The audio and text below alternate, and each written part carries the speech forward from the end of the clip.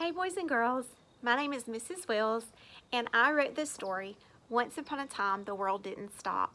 And your teacher, Miss Stevens, is going to use this book with you this week to do some activities. And so she's asked me to explain what inspired me to write this story and to read the story to you.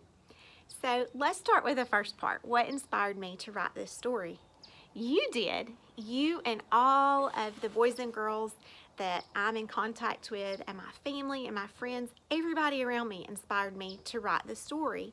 You see, when we were all sent home during the quarantine and we were no longer able to get together at school or at church or different places, everything was shutting down and we were all having to isolate at home. You didn't see people in the grocery stores and out and about like you normally did, and when you did, you had those masks on. And so there was just a lot of negative things that we could say about what was going on.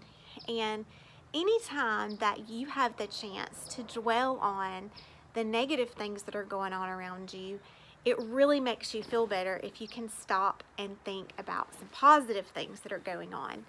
And so that's what I started to do. And you know, most of us stayed in contact using social media. And so I just started thinking about how families were going outside more together, and they were taking pictures of the sunset and posting those, and they were showing pictures of them visiting their relatives in the nursing home and hospital. And I just felt like everybody was kind of slowing down, and even though we couldn't see each other behind our mask, I feel like that we were really paying more attention to one another and being a little more thankful for our life that we did have before the shutdown. I've never really thought of myself as a writer. I have always really enjoyed rhyming, and in the attic of my house I have a box that has lots of poems in there that I've written over the years from the time that I was your age all the way up through high school and college. And so I've always really loved to rhyme, and that's how I always studied and learned things. When I was in school, when I was studying for a test, I would rhyme to memorize things. And so I started kind of jotting down some thoughts and ideas, and that is how the story came about. And so then, after I got the words written down, I thought, I want to put this together to be able to share with my students on the first day of school, because so many times when teachers ask you to write a journal or ask you to write about a topic, I know you do what all my students do, and you say, I don't know what to write, or I'm not good. And so I want my students to see that they can put their thoughts down on paper. It may be a process that takes them a while. They may have to edit and redo, but your thoughts are important, and they're given to you, and they should be shared. And so of course, after I got the words written down, I started thinking about illustrations. And although I like to paint, I'm not really an artist. And so, you know, we're all gifted in different areas, and I can draw stick people, but you know, I just really wasn't prepared to do illustrations. So I came outside one day on my deck and I painted all afternoon doing background pictures, and I bought watercolor paints and all these kinds of things. And I just could not make the pictures work for the story. And so I thought, what inspired me to write the words? You guys did. So I went back to social media and I started looking at the pictures, and I found pictures that went with all of the things that I was talking about in the book. And so I got permission from lots of different places to use your photographs and photographs of the people in our area for our book. Now, this one on the cover is probably my favorite one to tell about, because my family was at the beach and I bought this little bitty globe about this big from the store, and I took all of my family back to the condo because sometimes they get embarrassed of me, and I knew that this would embarrass them, so I took them all back to the condo, and I went down to the beach, and in my clothes I laid on my belly and I put the globe right up against the shoreline.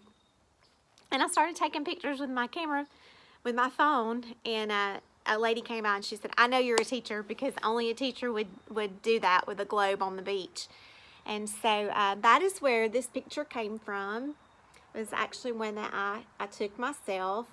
And so several of the pictures in the book I did take, but the majority of them came from friends and family and people that I know. Do what you're good at. You're all gifted in different ways, whether it's putting your thoughts on paper, or you're a good illustrator or a designer or whatever you are.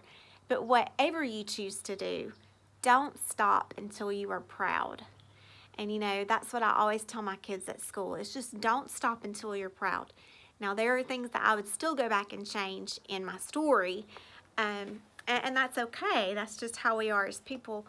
Don't choose to not try just because you're afraid that you can't do it, because you can do it. So put those thoughts down on paper and share them with someone, even if it's just a family member. You don't have to share them with the whole world, but at least share them with yourself. Write them down and share them with yourself. And the second thing I want you to remember is that no matter what the negative part is, there's always a positive. And so it's okay to get kind of lost in the negativity for just a little bit, but you always have to find a way to get back to that positive point, because in the positive is where we grow and we learn and we move forward from the experience. So we don't want to get stuck in the negativity. So whatever life throws at us or the world throws at us, let's just learn from it and let's move on, because the world doesn't stop just when it doesn't go our way or when something isn't working out for us. So I hope you enjoy this story and have a great day.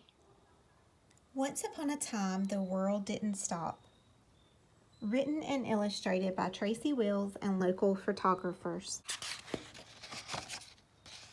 Once upon a time, except this was really real, it felt as if our world had stopped and was going to stand still.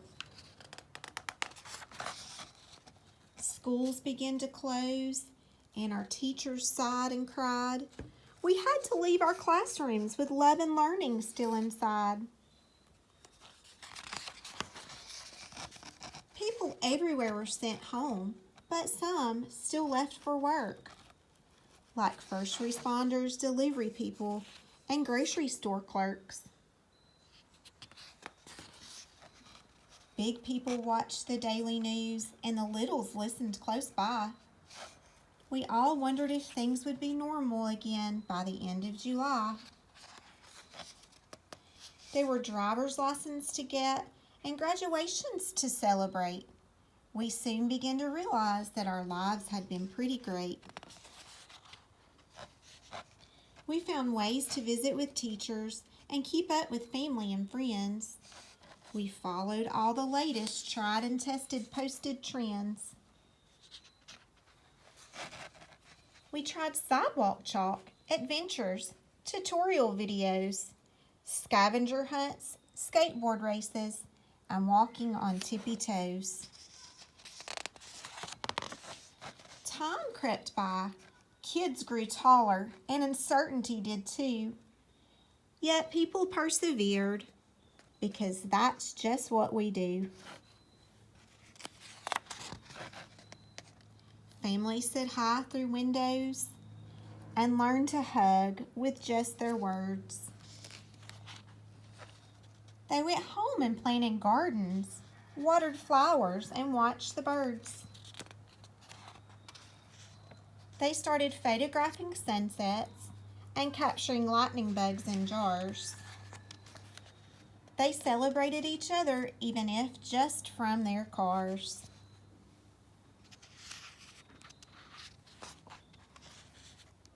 We learned that beliefs aren't kept in buildings or just for certain days of the week. Beliefs are a part of who you are, how you respond, and how you speak. No, the world didn't stop or stand still. It couldn't, even if it tried. It's full of people made to move forward, even at a slow, uncertain glide. Babies were born, a rocket was launched, and from the ground our gardens grew. People found ways to help one another, and together we all made it through. Smiling behind masks, we learned to read one another's eyes. And the things we didn't have at home taught us to improvise. We supported businesses from the curb, keeping our distance in suspense. And we thought about our neighbors on the other side of the fence. When a brighter tomorrow comes, it may not be like our yesterday. The world keeps on spinning, and not in a backwards way. Uncertainty is as certain as the passing minutes of time. We can learn from what is behind us and make our mountains fun to climb. Looking back, see the history that we all helped create.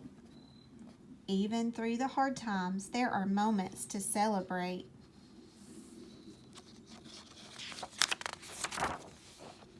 Let's pick up our feet and move forward, though our steps may seem so small. The world is spinning towards our future. Make it the greatest one of all. History to be continued by you.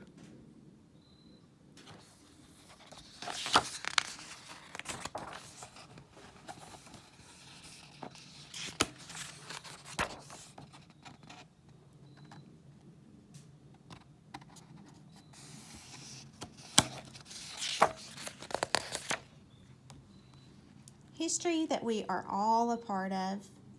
A poetic narrative and keepsake journal. Once upon a time, except this was really real.